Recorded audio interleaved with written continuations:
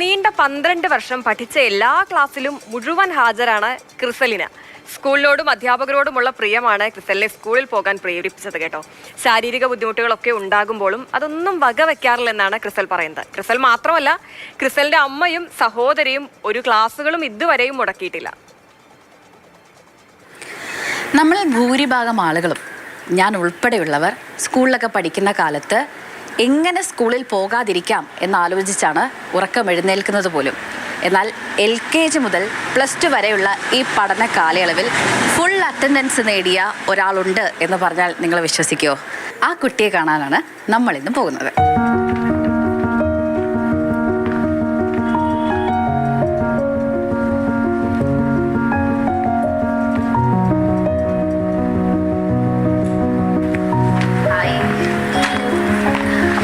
ഇതാണ് ഞാൻ നേരത്തെ പറഞ്ഞ ആ ആള്, ക്രിസൽ അല്ലേ? Yes, okay. അപ്പോൾ ഇരുന്നോണ്ട് സംസാരിക്കാം.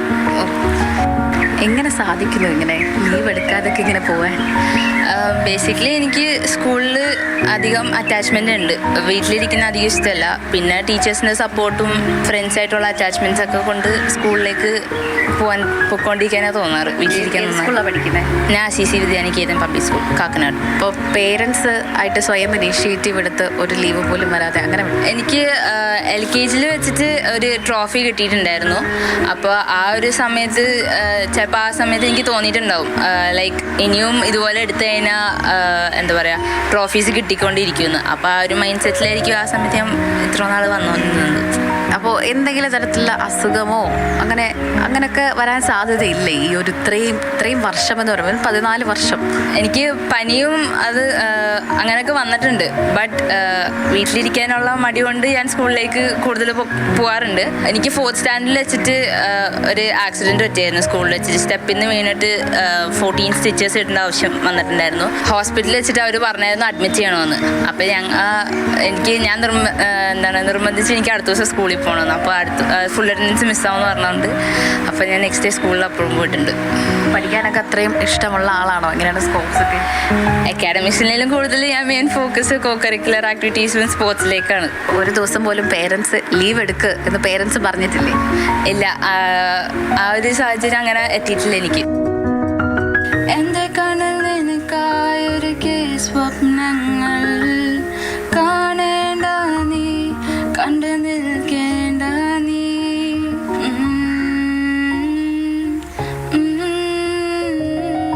അച്ഛനോട് തന്നെ നമുക്ക് ചോദിച്ചോ? അങ്ങനെ നിർബന്ധിച്ച് വിട്ടതൊന്നും അല്ലല്ലോ അല്ലേ? അല്ല, ഞാൻ സ്കൂളിൽ ഇതുപോലെ തന്നെ പഠിച്ചിട്ടുള്ളതാണ്. പക്ഷെ നമ്മൾ കൂടുതലും ആ കാലഘട്ടത്തിൽ നമ്മൾ പനി വരാൻ വേണ്ടി നമ്മൾ നോക്കുകയുള്ളൂ മെയിനായിട്ടും. പക്ഷേ ഇത് ഇപ്പോൾ നേരെ തിരിച്ചാണ്. അതിപ്പോൾ കൂടുതലും എനിക്ക് തോന്നുന്നത് അമ്മയുടെ ഭാഗത്തു നിന്നുള്ള സ്കൂളിലേക്കുള്ള ഒരു അറ്റാച്ച്മെൻറ്റ് ഭയങ്കരമാണ്. അമ്മയ്ക്ക് എന്തായിരുന്നു ഒരു ഇൻസ്പിറേഷൻ ഇങ്ങനെ എപ്പോഴും ക്ലാസ്സിൽ പോകുന്നത്? ആ ഒരു ഇൻസ്പിറേഷൻ കാരണമാണ് ഇപ്പോൾ ടീച്ചറായത്? അല്ലല്ല, ഞാൻ ആക്ച്വലി കിൻഡർ ഗാർഡനിലാണ് പഠിപ്പിക്കുന്നത്. ഞാൻ എൻ്റെ ഏർലി 20s തന്നെ ഞാൻ കയറിയ സ്കൂളാണ് CC. അപ്പോൾ ഞാൻ അവിടെ ഭയങ്കര അറ്റാച്ച്ഡാണ്. എനിക്ക് അവിടുന്ന് പോരാന്ന് പറയുന്നത് ഭയങ്കര ഒരു ഫീലിങ്സാണ്. ആ ഫീലിങ്സ് കണ്ണ് കാണുമ്പോൾ തന്നെ നമുക്ക് മനസ്സിലാകും. അത് മാത്രമല്ല, ഇപ്പം എന്തെങ്കിലും മക്കൾക്ക് എന്തെങ്കിലും അസുഖം വരുമ്പോഴൊക്കെ പോകണ്ട എന്ന് അമ്മ പറഞ്ഞിട്ടുണ്ട്. അങ്ങനെ ഒരു എന്താ പറയുക, കിടത്തുന്ന പോലത്തെ ഒരു പനിയൊന്നും ഇവർക്ക് വന്നിട്ടില്ല.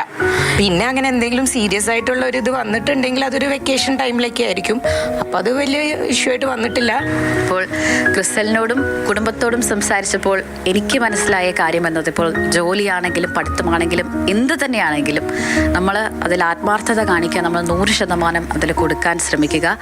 പോസിറ്റീവ് വശങ്ങൾ മാത്രം എടുക്കുക, നെഗറ്റീവ് ഉണ്ടാകും, അത് കണ്ടില്ല എന്നെടുക്കുക. ബാക്കി കാര്യങ്ങളൊക്കെ പിന്നീട് ഭംഗിയായി തന്നെ അവസാനിക്കും.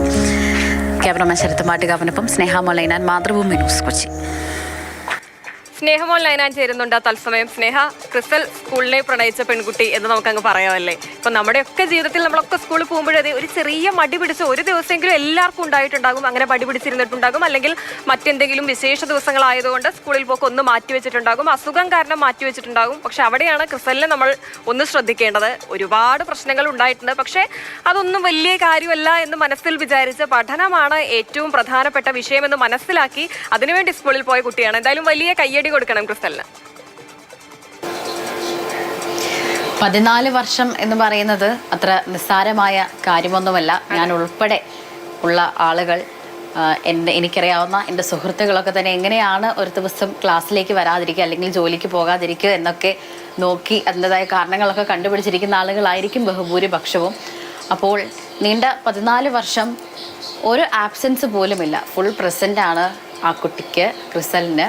അപ്പോൾ ക്രിസൽ പറയുന്നത് ഇത് നാച്ചുറലി അത് സംഭവിച്ചു പോകുന്നതാണ് എന്നാണ്. അതിൻ്റെ പ്രധാനപ്പെട്ട കാരണമെന്ന് പറയുന്ന അധ്യാപകരോടും സ്കൂളിനോടും അതോടൊപ്പം തന്നെ കൂട്ടുകാരോടും സമയം ചിലവഴിക്കാൻ ക്രിസൽ ഏറെ ആഗ്രഹിക്കുന്നു എന്നതാണ്. അപ്പോൾ ആ സ്കൂളിലുള്ള അധ്യാപകരെ എല്ലാം തന്നെ നമ്മൾ ഓർക്കേണ്ടതായിട്ടുണ്ട്.